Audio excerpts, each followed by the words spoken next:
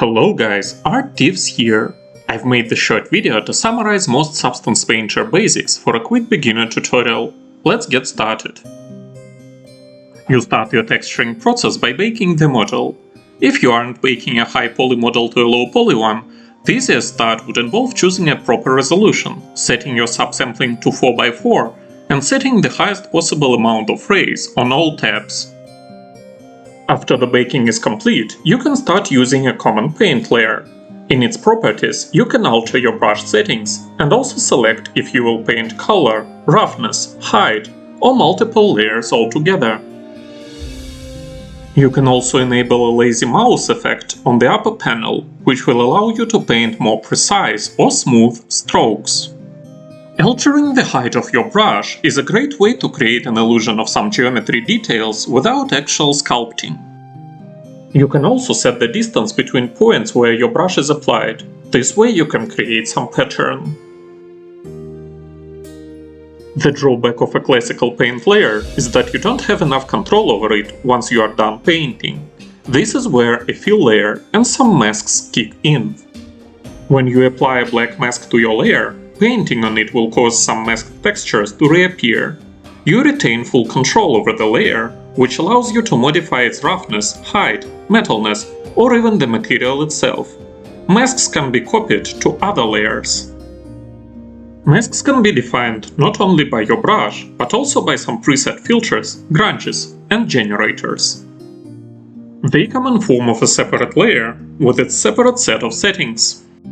In order to apply a grunge to your layer, you black mask the layer itself, apply a fill layer to the mask and select the grunge you want. You retain control of your paint layer this way. The same method is used to apply a filter or a mask to a different mask layer. You can apply multiple masks and filters to the same layer by putting it into a separate folder and applying any changes you want to that particular folder. Generators, like the commonly used mask editor, are a great instrument to alter your masks based on some easily defined parameters. They can help you highlight edges, fill cavities, create gradients, and get tons of other benefits. Key settings here are invert, global balance, curvature settings, and position gradient. If you want to apply opacity or emissive maps, you shall enable them in the texture set settings menu. Emissive layers can be controlled by masks just like usual fill layers. You can disable some parts of your masks by painting, filling particular UV chunks, polygons, or objects themselves.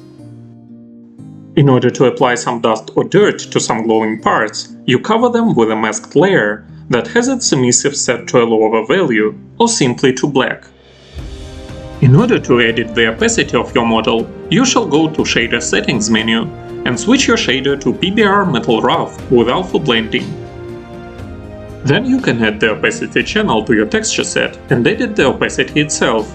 Keep in mind that some game engines, like Unreal, won't render your model correctly if transparent parts aren't separated to a different standalone object. If you want to make a glass window, make sure that the glass isn't merged to its frame. Finally, we have some great filters here that have tons of settings you can play with. They are basically a bunch of some preset parametrical masks. Masks can be complemented by filters. Here I apply a blur filter to the mask builder layer that I've created before.